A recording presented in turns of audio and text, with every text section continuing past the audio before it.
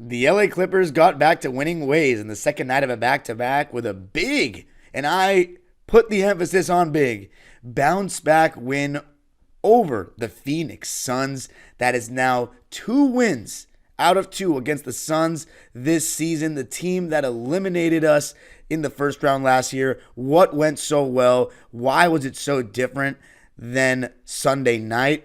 And how great are these Clippers playing? Going to be talking about it all on today's Locked On Clippers. You are Locked On Clippers, your daily Los Angeles Clippers podcast. Part of the Locked On Podcast Network, your team every day.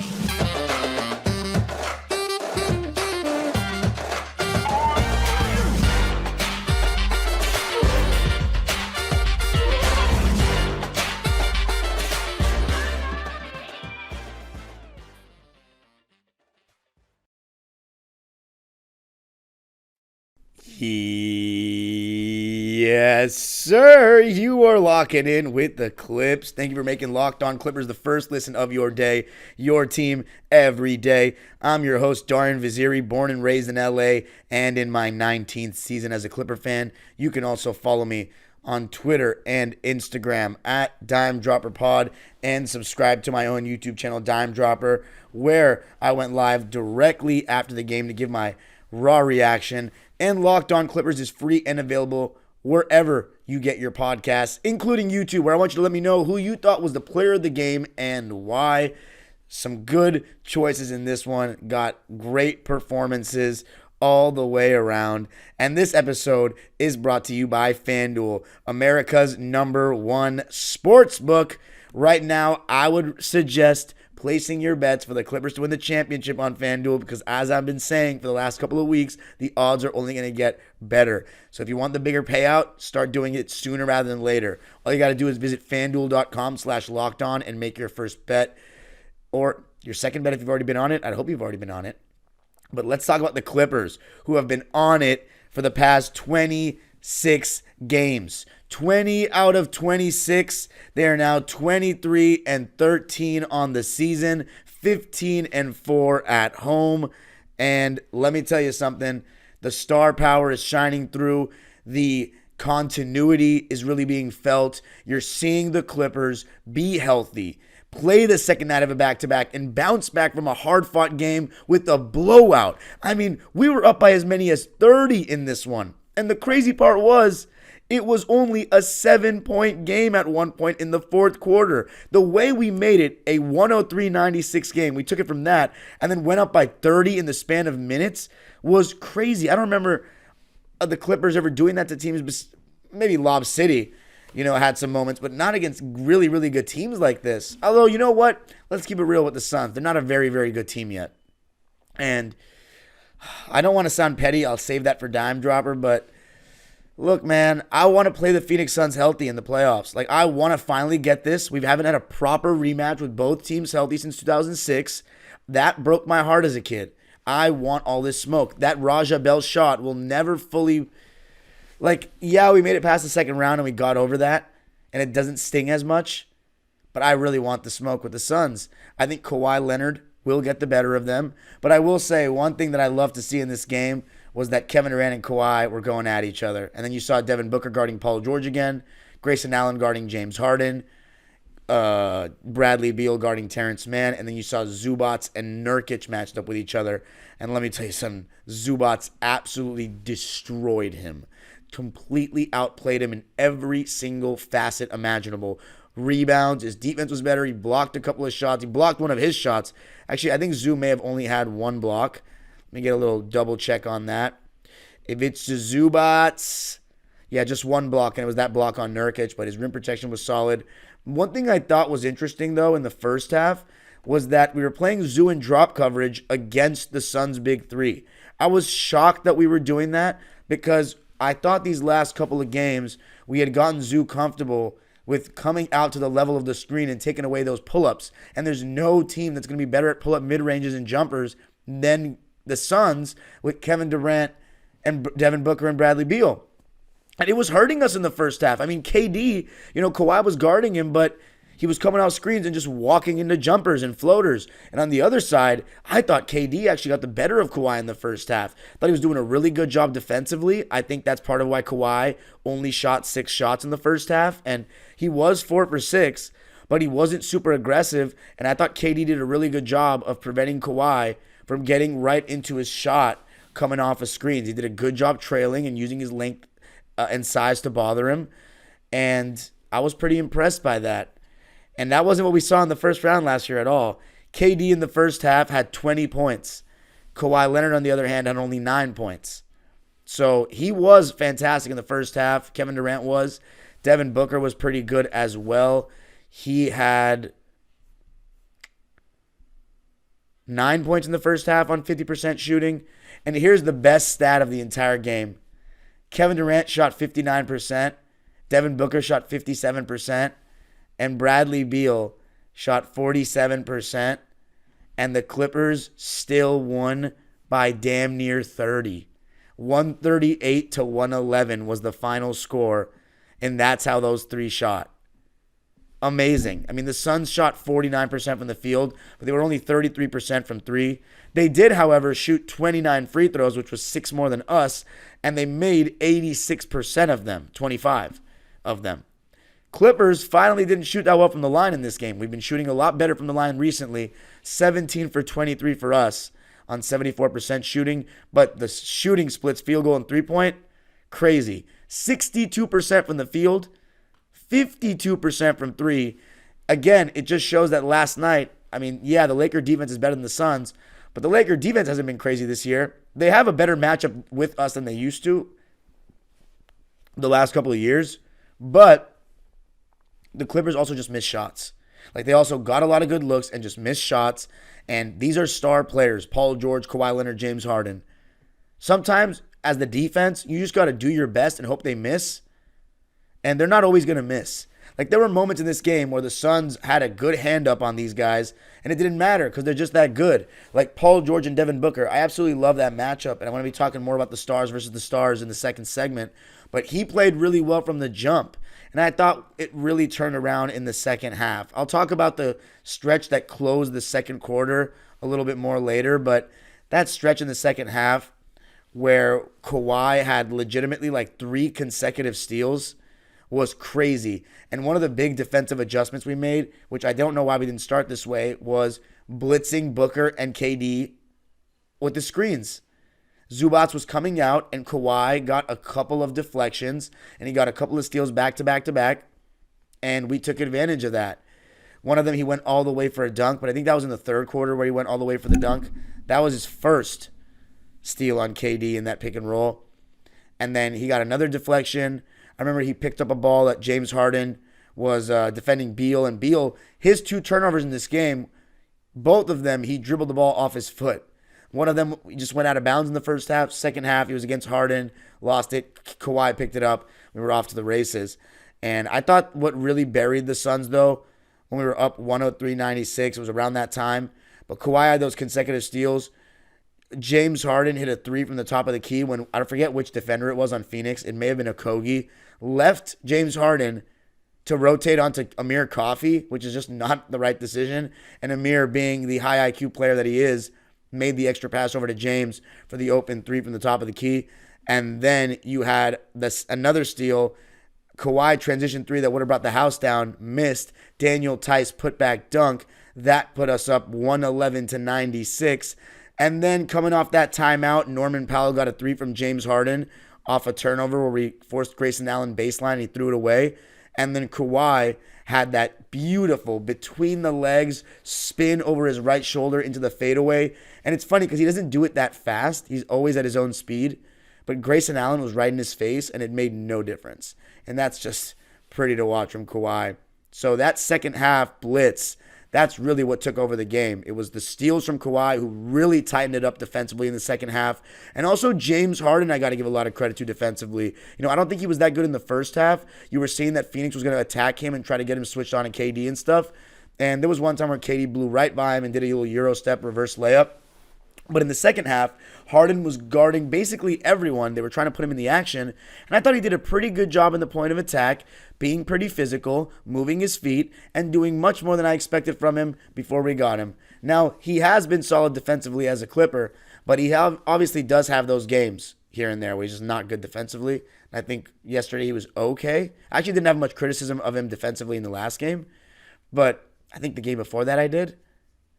This game, he was pretty damn good. In the second half, he was very good, actually, which is, you'll take that all day. That's huge. I mean, if he does that, the championship is very possible, really is.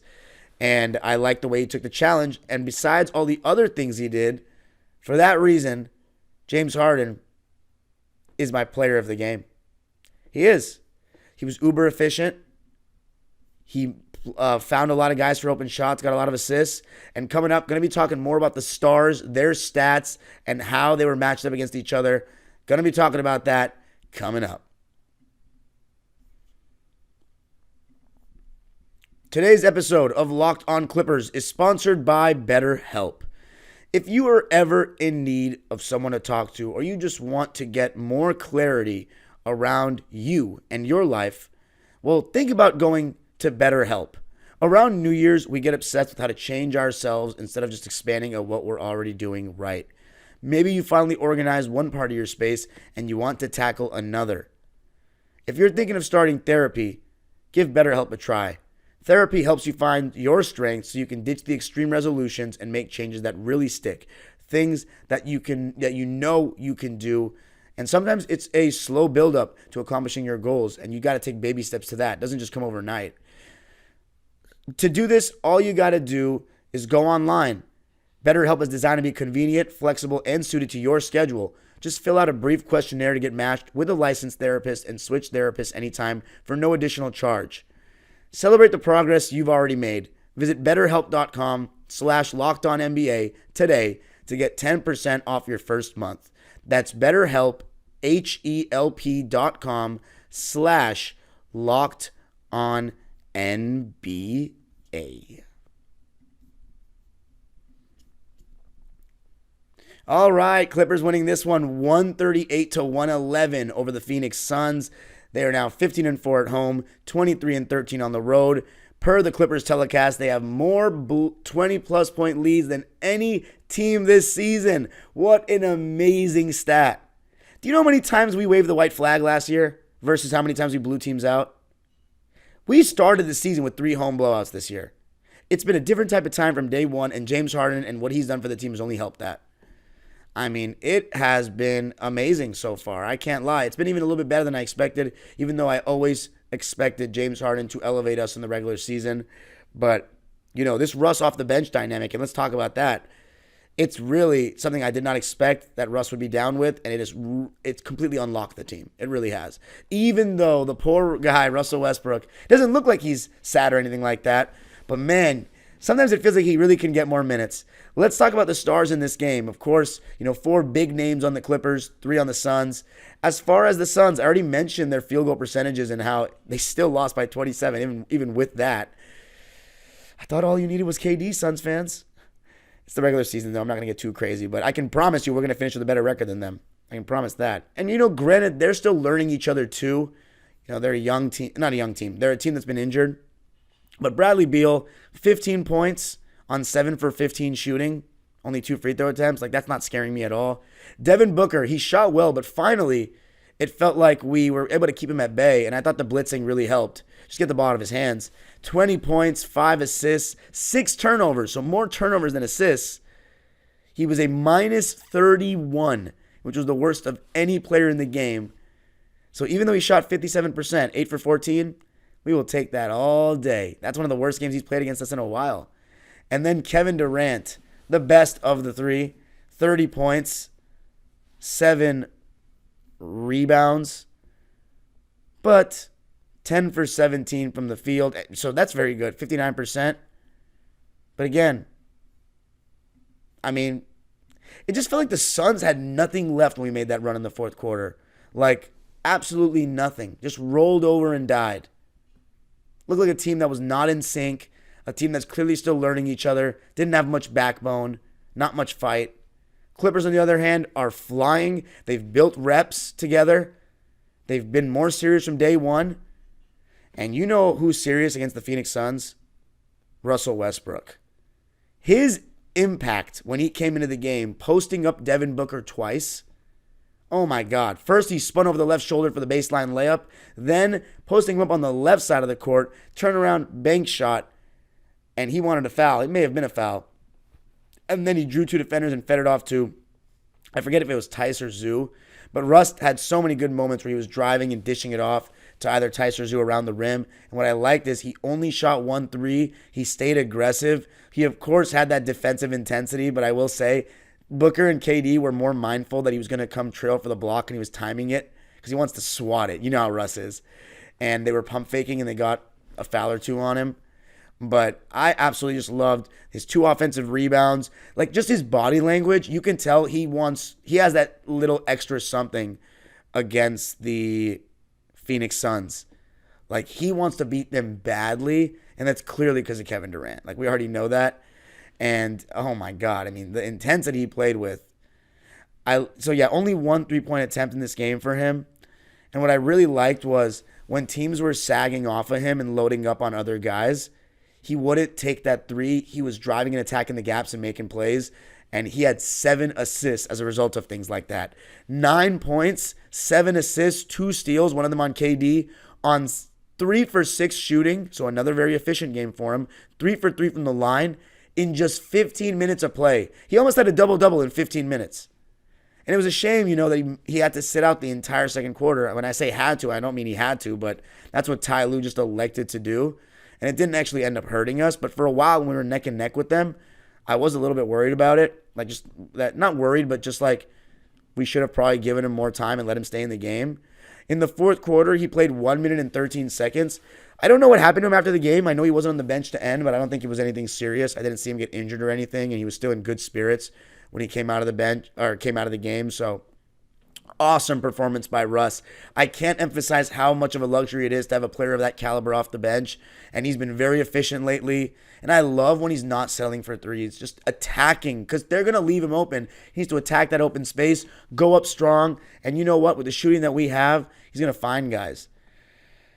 Then there's Paul George, who has a vendetta against the Phoenix Suns. It feels like he wants to beat them as badly. Let me put it this way.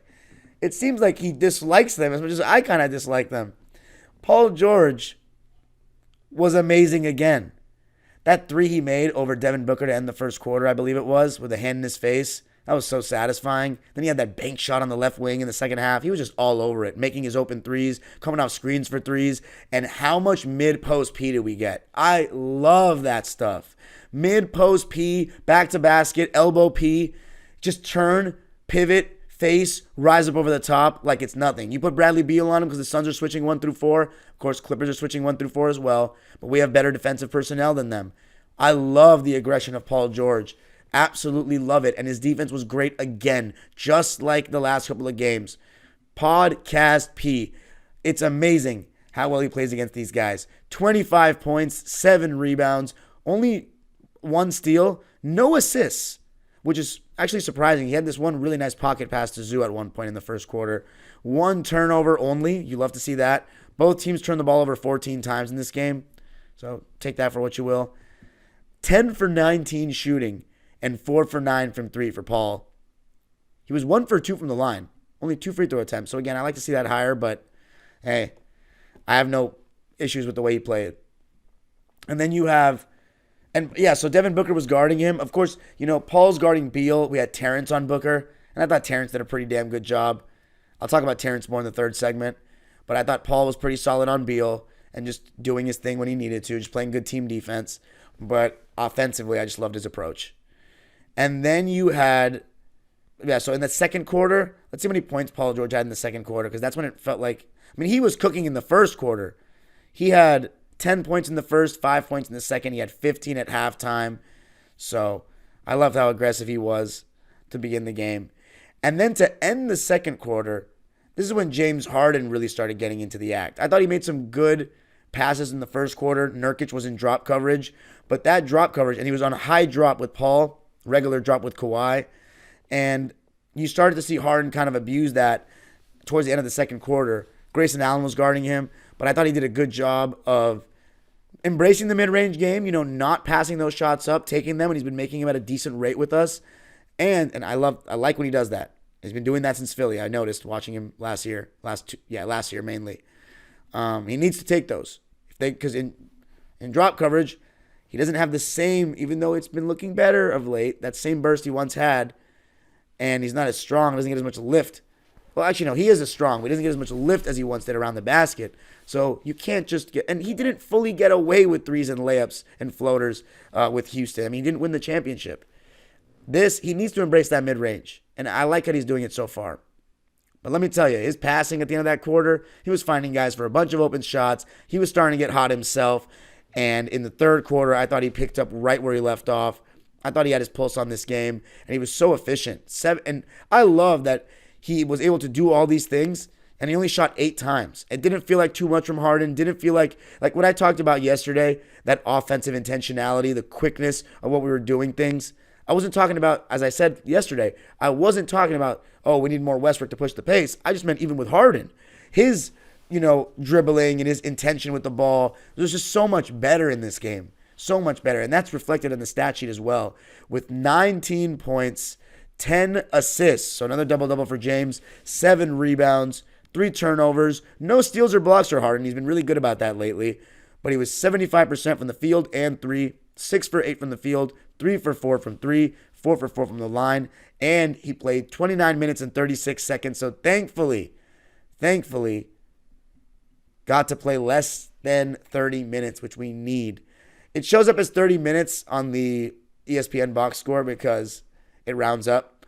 But I had the NBA box score as well. So that was the exact amount of time. Kawhi Leonard, Mr. Leonard. It took a little while for him to really impose his will in the game, but he did on both ends, and that's why he's been so special this year. You'll never tell from the stat line, really, but 17 points, 3 rebounds, 2 dimes. How about 5 steals and a block, though? You can tell that. He took over the game defensively. Yeah, he did in that fourth quarter stretch. 8 for 15 from the field. So, again, another very efficient game for the Claw. 1 for 3 from the line, from the three-point line. No free throw attempts, which is wild. How about Ivica Zubats, though? 19 points, 8 rebounds, 3 assists. And coming up, going to be talking more about Zoo, Terrence Mann, Amir Coffey, and just how great the Clippers look and what this meant after Sunday night's game. Going to be talking about that coming up. I got to tell you a little something about FanDuel, America's #1 sports book. The NFL regular season has come to a close, but there's still time to get in on the action with FanDuel, America's #1 sports book. Right now, new customers get $150 in bonus bets guaranteed when you place a $5 moneyline bet. That's $150 in bonus bets, win or lose. The app is so easy to use, and there's so many different ways to bet. And I've been telling people, bet on the Clippers to win it all. Right now, while the odds are still decent. The app is so easy to use. There's so many different ways to bet, like live same game parlays, bets in the new Explore tab, and you can make a parlay in the Parlay Hub and more. So visit FanDuel.com/lockedon and make your first bet a layup. FanDuel, official partner of the National Football League. All right, Clippers blow out the Suns. 138-111 for one of the most commanding wins of the season. Quarter breakdown. First one, 34-31 in favor of the Clips. Wow, we gave no quarter. Gotta love that. 37-32 in the second. As I said, we had a 71-63 lead at the half. 30-28 in the third. Just a lot of trading baskets in the third quarter. And then the fourth quarter is where we blew it open. 37-20 in that one. Let's talk about, by the way, Daniel Tice, he was blitzing on the screens from the beginning, and I thought that was good. It actually caused some turnovers. But yeah, so let's talk about some of the bench players, starting with Daniel Tice. Of course, 9-man rotation for us. He played the least amount with 14 minutes, and I thought he was very solid. That putback dunk was awesome. 6 points, 3 rebounds, 3 assists, 1 steal, 1 block on 3 for 6 shooting. 0 for 1 from 3, no free throw attempts. In 14 minutes, he was a plus 15. Continues to be so great in that role. And right now, even though Mason Plumlee got some garbage minutes, there's no way you can make a case for him to play over him. And I would not run Tice at the 4 like some are suggesting. I just don't think his shooting is good enough for that. And I think we get more quickness and defensive, like good lateral guys defensively with, not to say Tice is bad, but Plumlee and Tice, I think it's a little big for today's NBA personally. Then you had Amir Coffey. He played 23 minutes. A lot of those were garbage minutes, but he was really good in that fourth quarter. Hitting a fall away, hitting a reverse layup. I loved how he got in on the action. 9 points, 2 rebounds, no turnovers for him on 4 for 5 shooting. 4 for 5 shooting, baby. 80%. 1 for 1 from deep, and he defended. The Brewmaster continues to be very solid in his role, and as I've continued to beat like a drum, Amir Coffey, I love that he's in the rotation as a homegrown Clipper. And then you have Russell Westbrook, who I already said, 9 points, 7 assists, 2 steals in 15 minutes. He was stellar. How about Brandon Boston getting in garbage time and having 5 points with a little step back 3 over Eubanks? I think it was over Eubanks. 5 points for him. Then there's Norman Powell. I haven't even really mentioned him that much, but he continues to just be so good in his role. Catching and shooting, attacking closeouts, 14 points. I'm not saying anything bad about his defense, really. 14 points, 5 rebounds on 4 for 6 shooting and 2 for 3 from deep and 4 for 4 from the line. A little bit of foul baiting Norm action. 66% from the field and 3, and he was a plus 20 in 25 minutes. He was incredible in his role. And then you have the starters, all of which played over 28 minutes. I already mentioned the stat lines for the big 3 in the starting lineup. Ivica Zubac, I said 19 points, 8 rebounds, 3 assists, a steal and a block, but also no turnovers, and he was 8 for 9 from the field. Like all the Zubac slander, and now we're seeing him play different kinds of defenses, that needs to be shut up now. He's slowly proven to everyone, and James Harden's absolutely helped with it. But if you think about it, and I was making this point on Dime Dropper earlier, other bigs around the league have had better pick and roll guys than Zeus had in his career. The best one was what? Reggie Jackson. He played with Rondo for a little bit. Kawhi and Paul George, they have gravity, but they're still not very good pick and roll guys. You got guys like Clint Capella getting free bunnies with Trae Young. You've got Dwight Powell playing with Luka Doncic. Steph Curry, even though their offense is more motion-based, he's good in the pick and roll. Jamal Murray is good in the pick and roll. De'Aaron Fox is good in the pick and roll. Tyrese Halliburton is fantastic in the pick and roll. Chris Paul, James Harden, these guys are pick and roll gods. And now he's playing with one, and you're starting to see he really has improved. So for those that say he didn't improve, he can't be a starting center in a championship team. I will promise you this, he will not be the reason we lose this year. He's never been the reason we lose. People are like, oh, he got played off the floor against Phoenix. If he can show that he can come up on the screens and be solid like that, he will be playing 30-plus minutes against everyone. And against Phoenix, what lost us the series is we didn't have Kawhi or Paul George, not Zubac and this and that. So this game shows me that game on Sunday night was a fluke. We missed shots. The Lakers played one of their best games of the season. It's not a big deal. Don't even sweat it.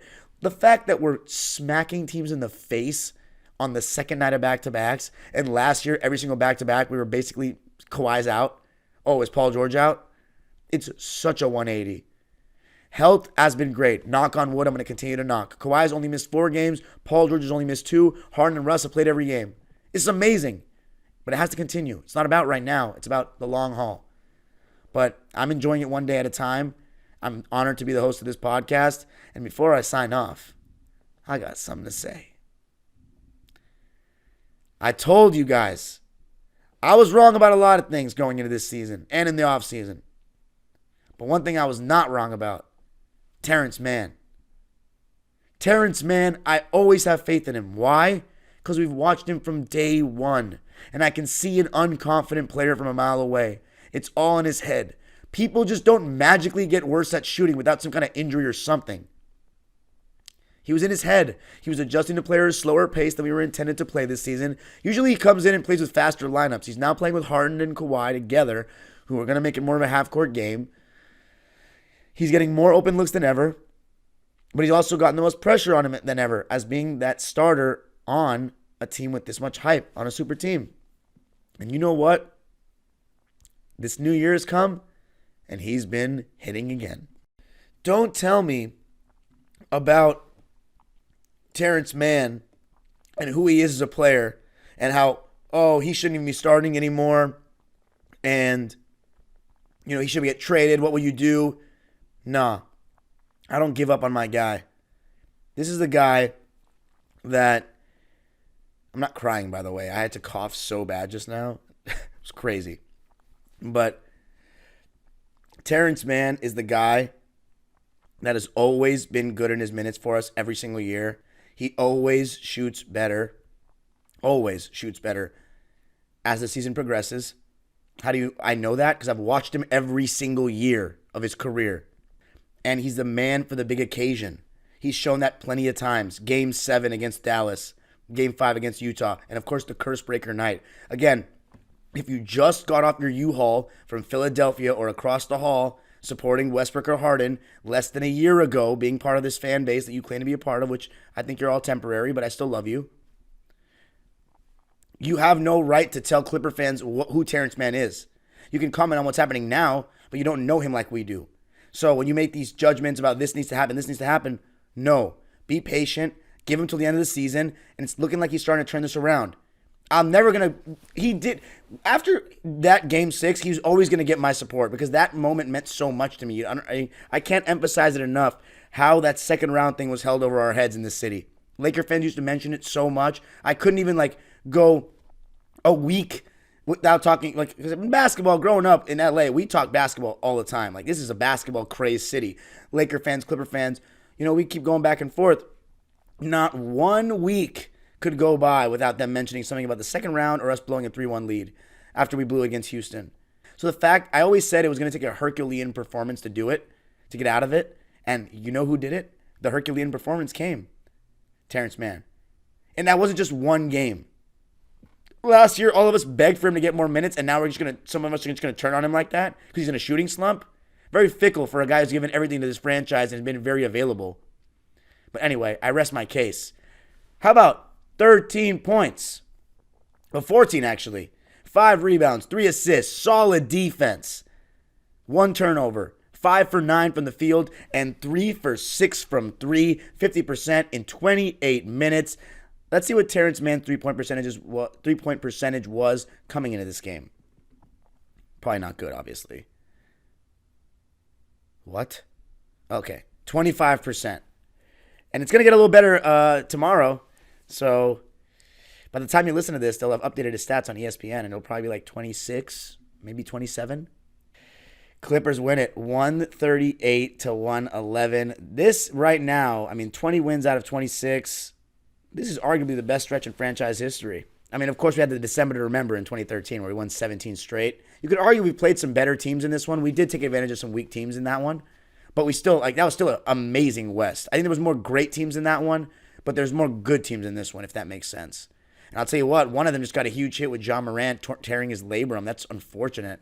But anyway, so don't take the Laker loss too seriously, guys. Look at the way we responded in the second night of a back-to-back. Listen to this team we're talking about through 36 games. Guys, this is the best chance we ever had to win a ring. And it's all about Kawhi Leonard's health. James Harden has helped. Westbrook coming off the bench is amazing. But it's all about Kawhi Leonard and Paul George's health. Mainly number 2. He makes the difference. He's the only reason anyone takes us seriously to win a ring. Because James Harden and Paul George and Russ, if it was just those 3 with, let's say, DeRozan or something, nobody would take them that seriously. They'd be good. But this is different with Kawhi. Because he's been there, done that. And he has that 4-letter word. The aura.